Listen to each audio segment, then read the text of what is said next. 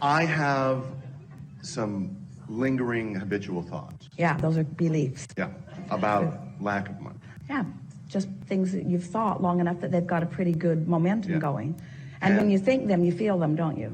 I do, and it doesn't feel good. Yeah, so don't do that.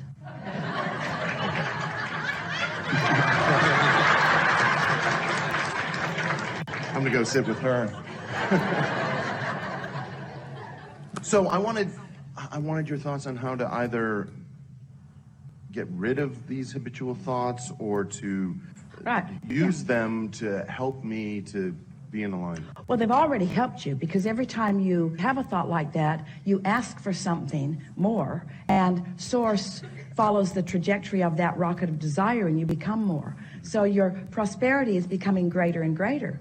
But what you're describing here is, by the emotions that you're feeling, is a disparity between the prosperity that you keep launching and the habit of thought, which is all a belief is, a thought you keep thinking about it. So what happens is, the more prosperous you become vibrationally, and the more your habit of thought doesn't go along with that, then the more uncomfortable you become. Esther said to us one day, Abraham, if you would stop riding my rockets and stop expanding with every thought I think, then I wouldn't have so much negative emotion. And she was right, because the negative emotion that you have is proportionate to the becoming that you have accomplished. Does that make sense to you? When you really, really want something and you're focused upon its opposite, you feel really, really bad, because there's a really big wobble. If you sort of want it and you're focusing in opposition of it, you sort of don't feel so good, because the wobble is not so great, you see. So again, we're talking about momentum and trajectory and focus. So yeah, we can show you exactly what to do, and you'll all benefit by this. So let's walk through this, and we'll play with you again if you really want to. We're just making a point, trying to get everybody understanding that there's really not a lot of value in beating the drum out here in the specifics of what's not working. You've got to get to the heart of what's going on. So bring us back around to what you said. This is what we heard you say. I am prosperous, would like to be more prosperous. I have plenty of everything. But we want to say to you at the beginning of this conversation, you attempted to do something that you can't do. So we're going to help you to understand our reasoning about the flaw in what's going on with you. You'll hear this really easily. You said, I've got all the money that I could possibly want, or something like that. Did you get that impression? That plenty of money. And then you said, but I think my beliefs are holding me back from more. So there's a sort of contradiction there. But this is the flaw that you were attempting. A lot of people do it. It's what we were just teasing about Esther asking us to do. If you've got a desire that you don't believe, so there's discord between the vibrational frequencies, and of course the desire is dominant. Sometimes it feels to you like if you could just pull your desire back, the discord would go away. I felt better before I wanted that. I felt better before I saw that Maserati. I did. And I felt a lot better before I sat in it. And I felt way better before I drove it. Way better before I drove it, because now I cannot stop thinking about it. And I'm so angry at myself for wanting something that I can't have. That's a sort of example of that. So, like if a car is going 100 miles an hour and it hits a tree, it's a bigger problem than if it's going 5 miles an hour and hits a tree. So humans think, well, I'll just slow the car down. And we say, no, you want to get rid of the trees because you want to go fast. You want to go fast. You just don't want to be banging into things. And so it's releasing the resistance. It's not releasing the desire. And yet you were sort of attempting to release desire. You were trying to convince us all that you were just doing really well and you had all the money that you wanted, but there's a contradiction in there, because you're not ever going to have everything that you want. You're not ever going to be the end of that, because with that money that's coming are all kinds of other things, all kinds of other freedoms. Don't talk yourself out of wanting something just because you haven't figured out how to get it. That's the biggest flaw. That's the biggest vibrational inaccuracy that goes on in your vibration all the time. So we know that more prosperity is what you want, and the reason we know it is because we've seen your vortex. It's full of things. You have enough prosperity in there to keep yourself going for 20 or 30 or 40 lifetimes, you see. And there's no reason that it cannot be flowing into your experience now. You just got to get the vibrational frequency of the vortex, which is where it is, the trajectory of source, which is where it is. You just got to bring yourself up to a consistent vibrational level with it so that it can move in realized fashion into your life experience. So you were so accurate, so wise when you acknowledge, I've got beliefs that are hindering me. You've assessed that perfectly. I've got beliefs that are not vibrationally up to speed with my desire. And we want to say in simple terms, the only reason that those beliefs hold steady is because you keep practicing them. And the reason that you keep practicing them is because you're out here in the wobble zone considering them where there's so much evidence and proof of them. It's really difficult. In fact, it's impossible. It is not logical on any level to be looking at a reality that has already been manifested and deny it, to say it's not true. Ooh, we're really into a new place.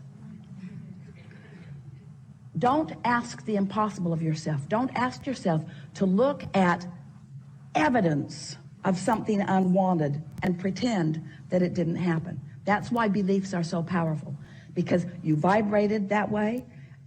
Law of attraction produced something that matched it. You observed it, and then off you go, off you go, off you go. There's a momentum in that too. So what do? Well, you got to get out of the specifics. If you've been listening to us for a while, you've heard us say that the more you think about something, the more the momentum is about it. So to slow the momentum, you've got to be more general in your thought. More general. The way you are more general, in fact, the most general way that anyone could be, is to focus upon it on an emotional basis rather than on a detailed basis of it. So now we're just going to ask you some questions. Don't worry about this. This is going to unfold within you. You're going to feel it so easily. It's not complicated. You're going to hear this and feel it and know it. So tell us just a little bit, if you want to, about a belief that you have identified that keeps coming up, that you feel is hindering you. I have a habitual sense of this paycheck's going to be the last one. My life is very different now than it had been earlier in my life. But that earlier life, thoughts that you kept thinking, experiences that you kept having, so it's created a belief system that goes like, this is it, it's done. And I'm going to get... I could get in trouble again. I could get back into that place. I like the way it is, but I'm guarded that it won't stay this way. I'm having a hard time convincing myself that where I'm at now, which is absolutely a result of allowing it into my life and attracting it deliberately. So you've got some beliefs that serve you and some that don't. We want to just talk for a moment about the ones that don't and share with them. So just speak a little bit more of that to us. I'm worried that it won't last. I'm worried that this is temporary. I'm worried that I might fall back into some of the same slump. I'm worried that I might lose my momentum. Those kinds of things. All right, so that's logical, isn't it? Now, in the... And I'll say I recognize those as impediments. And but what to do about them. So we'll show you. So in the thought, this money may not last. This may be the last money that comes. What's the emotion? What's the emotion that best describes how that thought causes you to feel? Fear. That's accurate. And it's good to acknowledge that. So now, never mind the conditions, because the conditions have momentum going. They are the byproduct of a lot of stuff that's going on. You've got this well-being trajectory, and you've got this hindering trajectory. So you've got this wobble, and these conditions, there's enough momentum going that to talk about them is just going to cause confusion, usually, and more often than not, going to cause you to practice the vibration of what's causing the fear even more. You're just going to get more detailed about it, because that's what attention to something always does. But instead of doing that, let's take the fear, which is the very general basis of this discussion, and we just want to ask you some easy to answer questions apart from those conditions. Just leave those aside for a little bit and focus upon the emotion of fear. Do you prefer the feeling of fear or the feeling of ease? I far prefer the feeling of ease. Ease. Do you prefer fear, or fun? Fun. Do you prefer fear or interest? I much prefer interest. Do you prefer fear or clarity? Clarity. Do you prefer fear or love? Love. Now, that was easy. So, love and clarity and ease. Do you prefer frenzy or calm?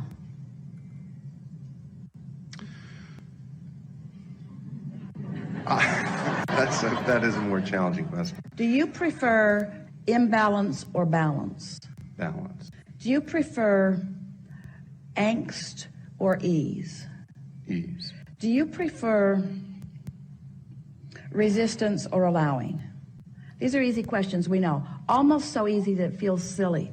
But as he's answering these questions, he's focusing on who he really is. Do you prefer boredom or interest? Interest. Do you prefer sluggishness or vitality? Vitality. Do you prefer vitality or lethargy? Vitality. Do you prefer interest or boredom? Interest. Do you prefer happiness or sadness? Happiness. So, when dollars are flowing, do they feel like bondage or freedom? Freedom. They feel like boredom or interest? Interest. Do they feel like lethargy or passion? Passion.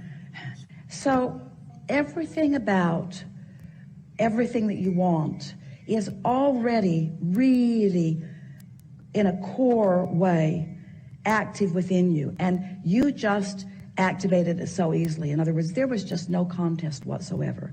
It's so obvious where your natural vibration is. You just aligned with your absolute trajectory of who you are. In other words, just with that little exercise, there's no contradiction in your vibration right now. It was just clarity. You just lined up so easily with all of that.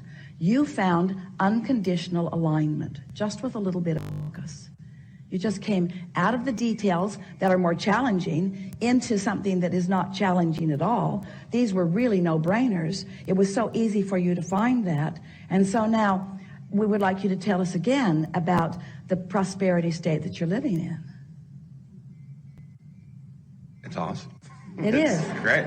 It is awesome, isn't it? It is. And it feels strong, it feels sure, it feels valid, it feels intense, it feels natural, it feels ongoing, it feels in the right place. In other words, right now, you just practiced the vibration of alignment. You took a subject that life has caused you to put into a very powerful place because, as we said, and we weren't kidding you at all, there is enough prosperity, financial prosperity in your vortex to keep you busy for 20 or 30 or 40 lifetimes. There's a huge amount of it there. And you just lined right up with it because you, for a moment, got out of the conditions that were the challenge. You deactivated all of those conditions that have been keeping that belief in an active place. And if you can do that often enough, that belief that has been in an active place for a while will not stay in an active place because it didn't get big and therefore it's got a lot of momentum going and it's going to stay there. It's only a belief that keeps going because you keep adding attention to it. Did you hear that? Now, hear this. This is the best thing that you're ever going to hear and you've never heard it before. And you're ready to hear it now. Why do you think this trajectory of well-being never peters out? Because the source within you has undivided attention on that. And when you stop giving your nearly undivided attention on the wobble stuff, it will peter out, and this is who you'll be. All that you were born, did you hear that? Did you hear that? Did you hear that? Did you hear that? All that you were born with and everything that you've added to it since, you see, that's a powerful trajectory that someone is tending to. And when you stop tending to the beliefs that don't serve you, they will become inactive in your experience. This is what's active in your experience. So what we just said to you is you added more momentum to these intentions that you've been holding for a long time just by not adding contradictory. Did you hear what we said? In other words, the cork floats. You don't have to hold it up there. What are you doing? I'm holding my vibration. I'm holding my vibration up there. You don't have to hold your vibration up there. Just don't pull it under the water. with bogus, flawed premises.